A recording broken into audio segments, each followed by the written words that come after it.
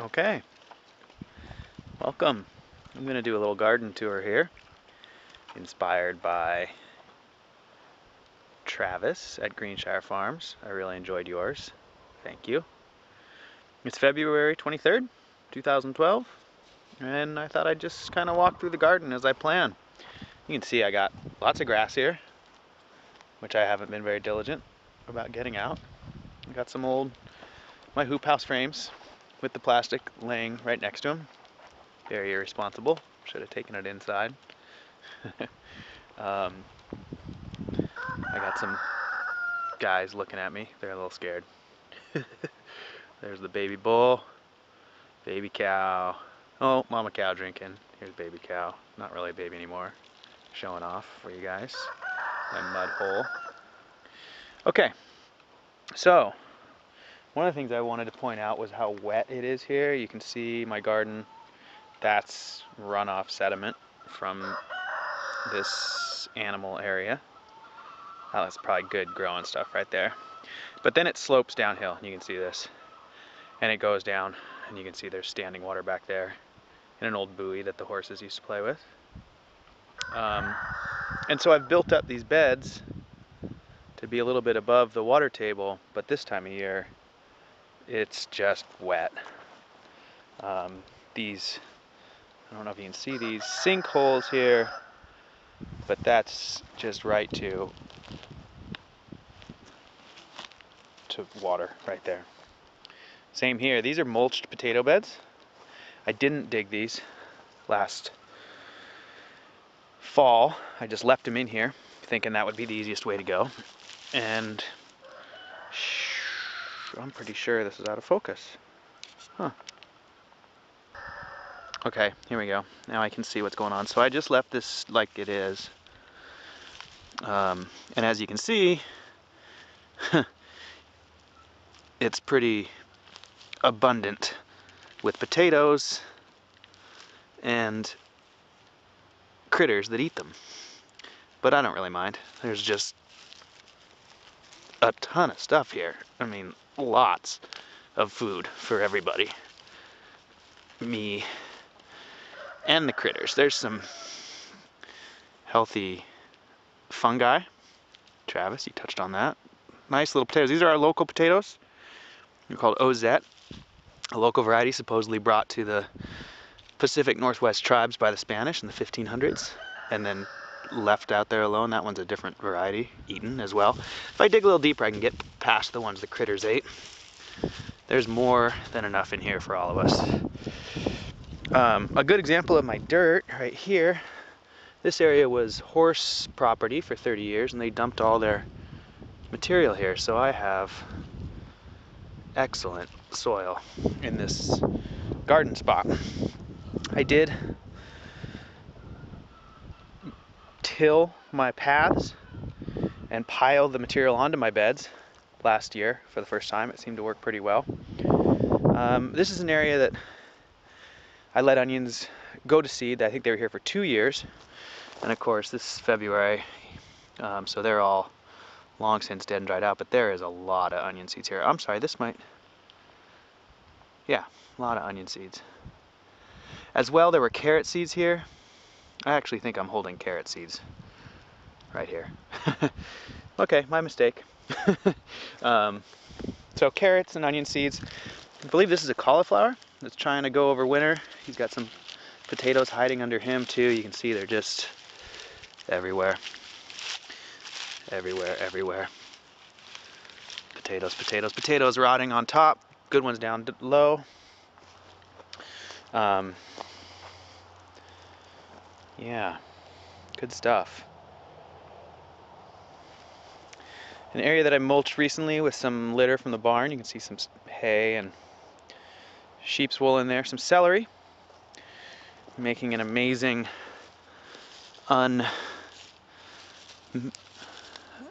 unencouraged or pull through the winter. It's really alive. It's very green. This one too. I picked it at some point. It's just coming right back. Focus on this camera. Sorry about that.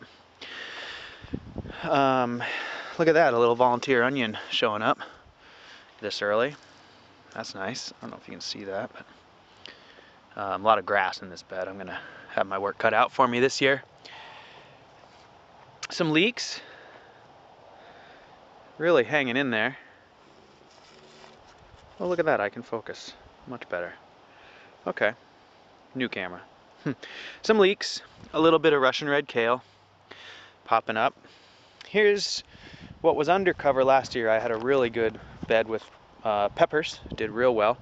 And then a few months ago I cleaned out the barn and after watching Amelia Holsip, or however you say her name, talking about her sheep's wool with her accent, sheep's wool mulch, I decided to try it. It looks like a terrible mess. but underneath that terrible mess, what do we got? Grass. Huh. Well, so we'll see how that goes. It feels warm. A little chive bed that's been just ever so productive. Can't seem to get rid of it. I keep breaking it apart and putting other parts somewhere else. And it is just delightful. A lot of nettles in my world. Here they are. Not something I really eat a lot of, but they are edible. There's some big broccolis there that, as you can see, the head sort of is rotting away, but the plant, the stalk, seems to be alive. I don't know if that's true or not. That one looks like it has some new growth, so maybe that's going to overwinter. Never had that happen. I've never tried though. A lot of cauliflower and broccoli. Trying to make it through the winter. Here's some cabbages that I just sort of let go. And, you know, underneath these first layers of rot, they're still good to go. So I am going to get one more round of kraut out of these guys if I get my act together here and get on it. Boy, I'm doing a terrible job videoing. I'm sorry. A lot of kale. Kale just won't go away. It's sort of taken over. As you can maybe see here, this part of the garden has kale, kale, kale everywhere. Went to seed a few years ago and just keeps right on coming, which I'm really pleased about. Well, I was going to go in some sort of order, but I don't know what that is. So here's the whole scene laid out before us. The cows and the chickens and the sheep are all happy. Some green onions. I actually dug this out of one of the beds and dumped this as a big pile over here a year ago. And of course, being green onions, they are just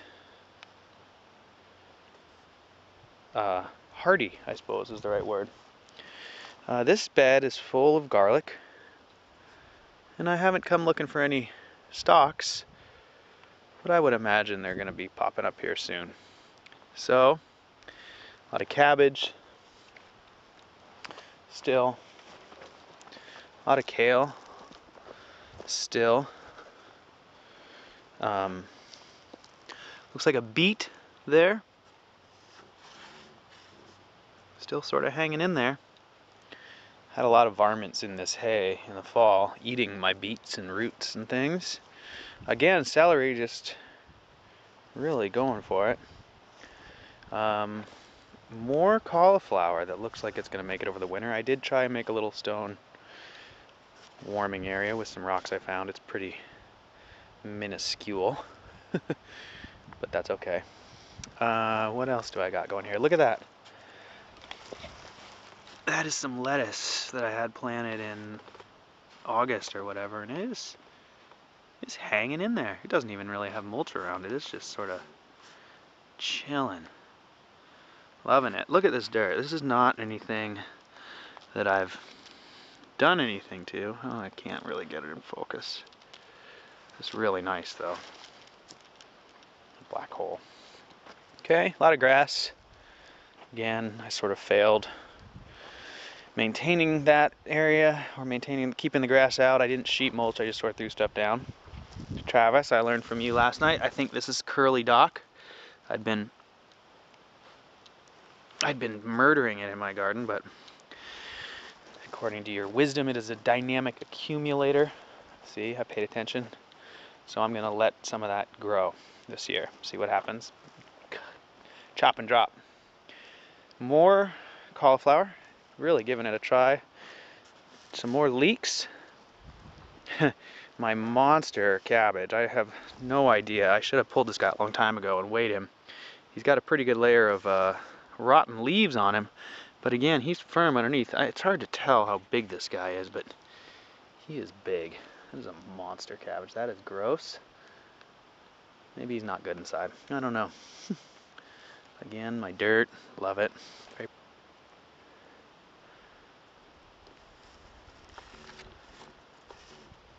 More leeks. A lot more cabbages. Potatoes under all of these. All this hay. There's a lot of potatoes. Some globe artichoke laying down, and a couple of them making an early run for it here in February. They look like they're just coming right back, so I'm really pleased about that. And some Brussels sprouts that I can continue to snack on as winter progresses here into spring. There are some strawberries here. Well, that one's pretty dead. Were some?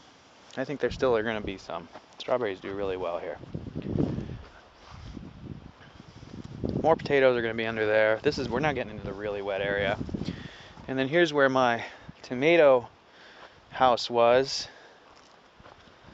So I was thinking about hugelkulturing, or whatever you say, however you say that, this area, but as you can see, there's just standing water right behind it. If I were to dig down 6 inches, this would be a pond, effectively. So I'm not sure what I'm going to do. I might let this part rest this year. I might just mulch it, or maybe I'll make my big mound with the south-facing slope that I keep dreaming about. Over here I have my pigs. So they really cleared that area. You can see there's their little pig house. I thought about getting the food forest kind of going in there, but again, I think it's too wet. I think I'll do it up on the hill.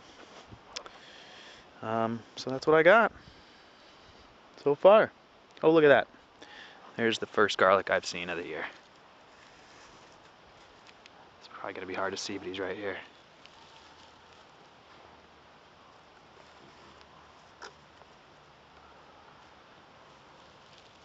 Right there. That's great. Oh, I see a few more. I see quite a few more. Fabulous. Oh, I'm making a mess of my lens. I got some muddy hands here. So here we are, February 23rd. A lot of food still laying around here if you aren't afraid to get after it. Doesn't look that appetizing, but a lot of it's just delicious. The celery's wonderful right now. So is that kale, leeks, cabbages, Brussels sprouts. A little bit of greens here and there. Okay.